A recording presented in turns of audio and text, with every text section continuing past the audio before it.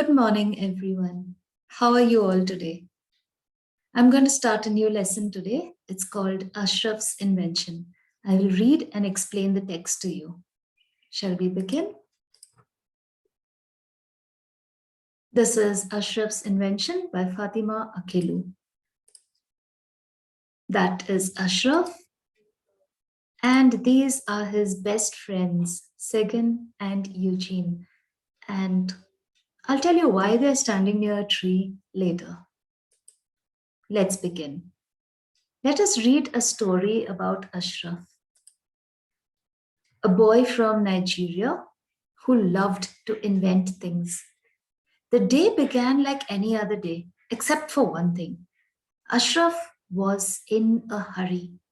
So it was an ordinary day, just like every other day in Ashraf's life. But today he was in a big hurry.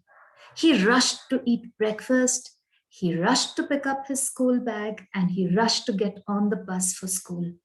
Everything else was happening slowly. He rushed to do those things, but everything else was happening a bit too slowly for his liking.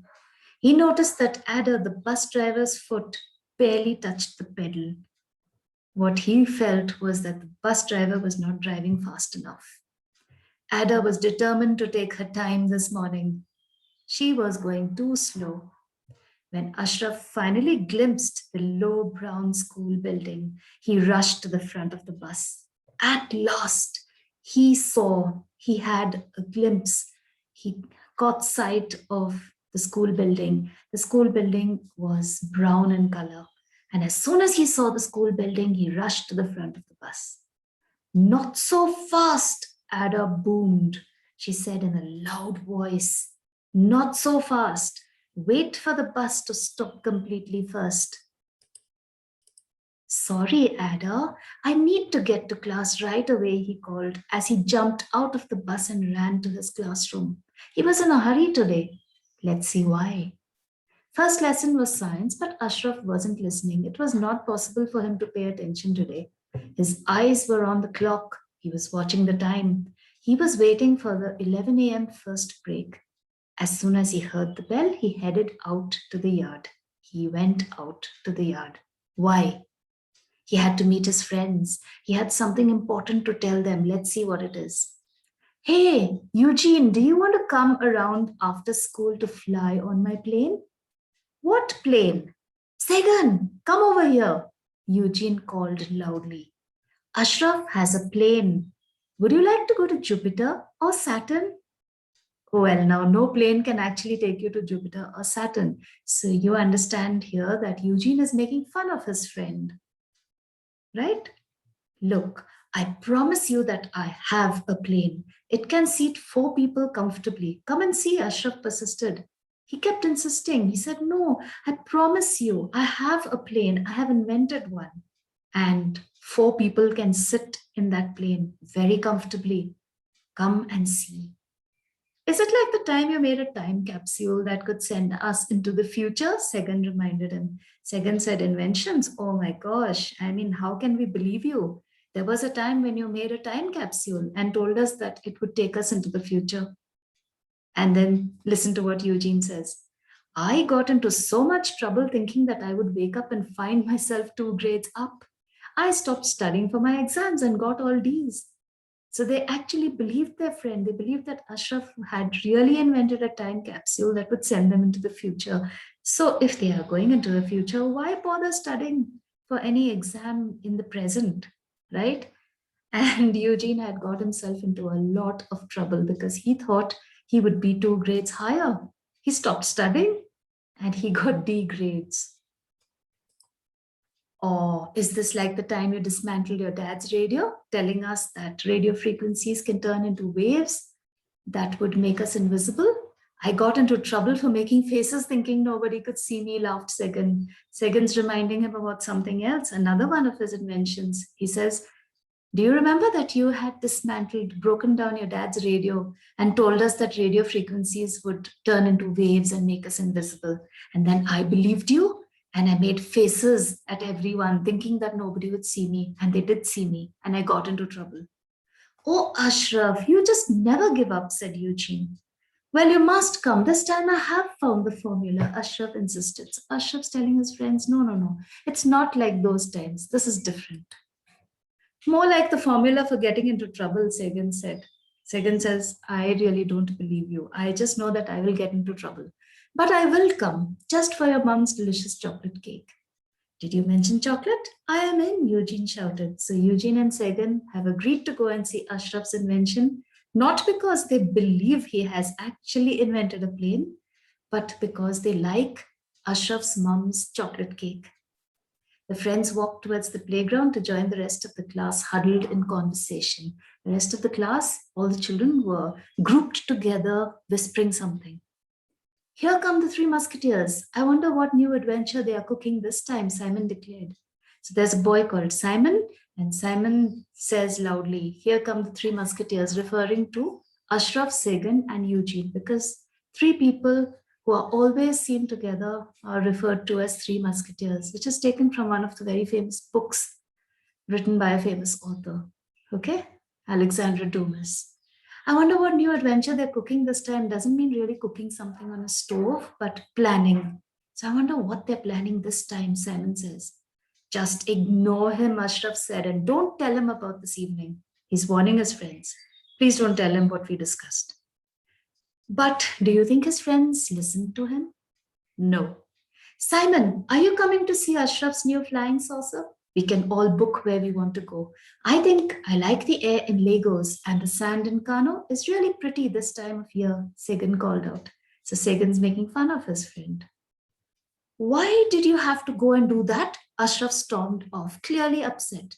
Ashraf now got upset with Sagan and he walked off angrily. I am sorry, but so many of your inventions and experiments haven't worked out, Sagan said as he ran after Ashraf. You know what friends are like when they fight. So Sagan now runs after Ashraf and says, I'm sorry for doing that, but can you blame me? Every time you decide to invent something or you do an experiment, it never works out. I thought we were friends. You are supposed to support me no matter what, Ashraf muttered, still angry, muttered, saying softly, below his breath, saying something that is barely heard. So what is Ashraf saying to his friend Sagan? He says, you know what friends should be like? No matter what I say, you're supposed to support me. Even if my inventions and experiments never work out. I need your support because you are my best friend. Look, I will be there. All right, Sagan replied. Sagan says, yes, of course I'm your friend and I will be there. As they made their way back to the classroom, Ashraf was secretly delighted, very happy that his friends had decided to give him another chance. The rest of the day flew by. Soon it was time to get on the bus for home. As soon as the bus stopped in front of his house, Ashraf, that's a mistake there, sorry, raced. Ashraf raced inside. He needed to get comfortable seats on his plane for his two best friends. So he went home and he rushed around trying to get his invention ready before his friends came.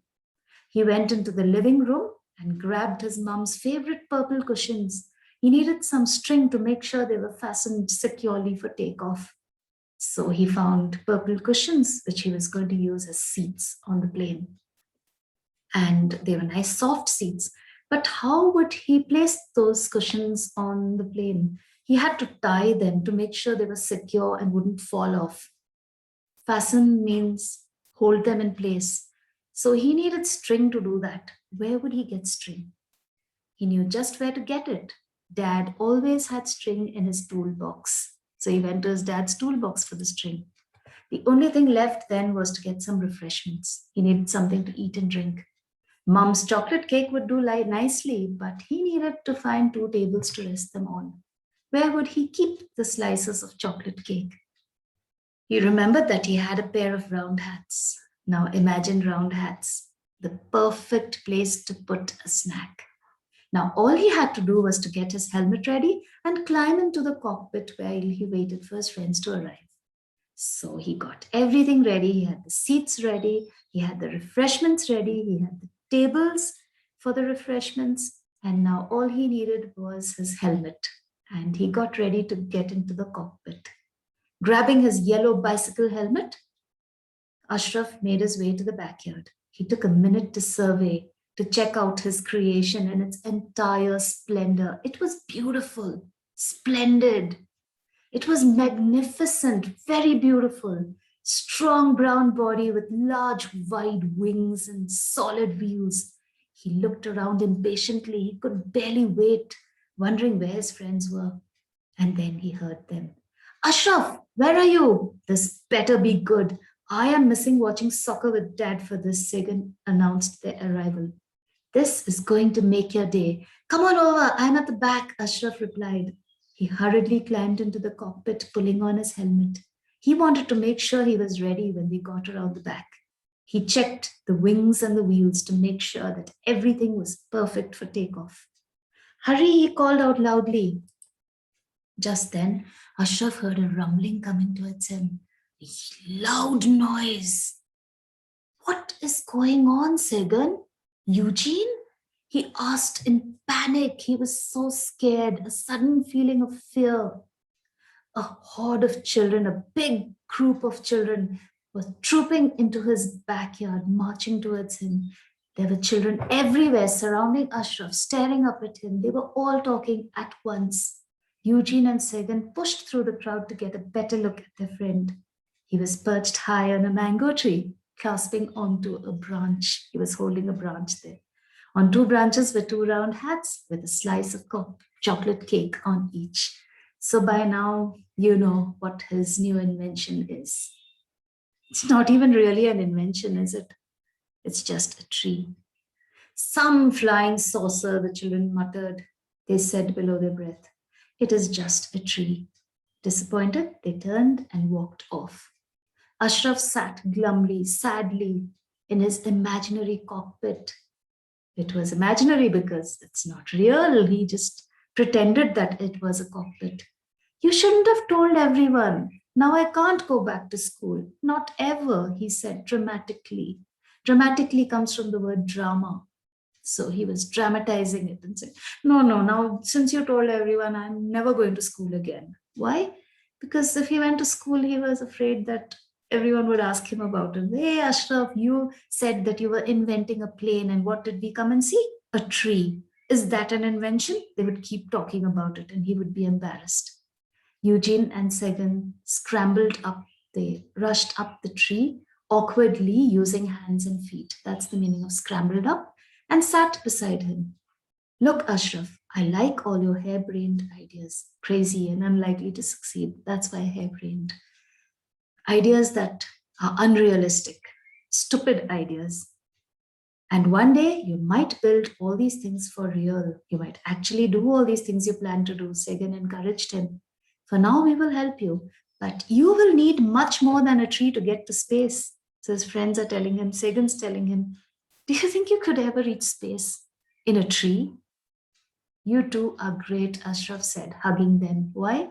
He is so happy that they are encouraging him. We can look up inventions in my science book, and maybe we can start small, like how to boil an egg using heat from the sun. Eugene supported. Hey, steady on or we will all fall off the tree, Eugene warned. Eugene said, be careful or we'll fall off the tree.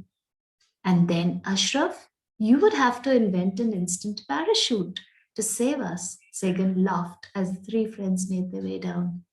You know what a parachute is. So Sagan says, if we are about to fall off the tree, we'll have to depend on Ashraf to invent a parachute, and that too an instant one, something that will be invented in a couple of seconds. Or how would we be saved? With that, we've ended the lesson, Ashraf's Invention. I hope you have understood it well. Bye for now. We'll meet again very soon. Until then, take care.